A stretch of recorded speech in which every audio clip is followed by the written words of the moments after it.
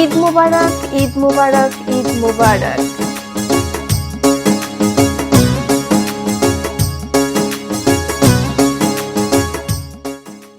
এক মাস সিয়াম সাধনার পর আনন্দের বার্তা নিয়ে আজ এসেছে পবিত্র ঈদ উল ফিতর। এই রমজান মাসে আমরা শুধু রোজাই রাখি না, আমরা শিখি আত্মসংযম, সহমর্মিতা এবং দরিদ্র মানুষের কষ্ট উপলব্ধি করতে। এই শিক্ষাই আমাদেরকে একজন ভালো মানুষ হতে সাহায্য করে। ঈদ মানে নতুন পোশাক, সুস্বাদু খাবার আর প্রিয়জনদের সাথে হাসি আর আনন্দ ভরা মুহূর্ত।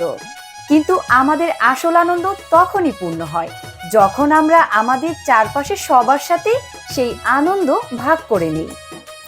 ঈদ উল ফিতরের আগে আদায় করা হয় জাকাতুল ফিতর। এর মাধ্যমে সমাজের অসহায় ও দরিদ্র মানুষের মুখেও ফুটে ওঠে ঈদের হাসি। ঈদ আমাদের শেখায় ভেদাভেদ ভুলে সবাই মিলে আনন্দ ভাগ করে নিতে, সমাজের শান্তি, সম্প্রীতি এবং মানবতার বন্ধন আরো শক্তিশালী করতে এই উৎসব আমাদের অনুপ্রাণিত করে। ঈদ উদযাপন নিরাপদ করতে ঘরবাড়ির নিরাপত্তা নিশ্চিত করুন, স্বাস্থ্যসম্মত খাবার গ্রহণ করুন এবং অগ্নিকাণ্ড বা যে কোনো দুর্ঘটনা রোধে সচেতন থাকুন। এছাড়াও বয়স্ক ও শিশুদের প্রতি বিশেষ খেয়াল রাখুন। ঈদ আনন্দের মাঝেও আবহাওয়ার আপডেট জানতে ভুল করবেন না, কারণ আবহাওয়া যে কোনো সময় বদলাতে পারে, তাই আপনিও কিন্তু পড়তে পারেন অস্বস্তিকর পরিবেশে। এজন্য নিয়মিত আবহাওয়ার সংবাদ শুনতে রেডিও মেঘনা ৯৯.০ FM এর সাথেই থাকুন।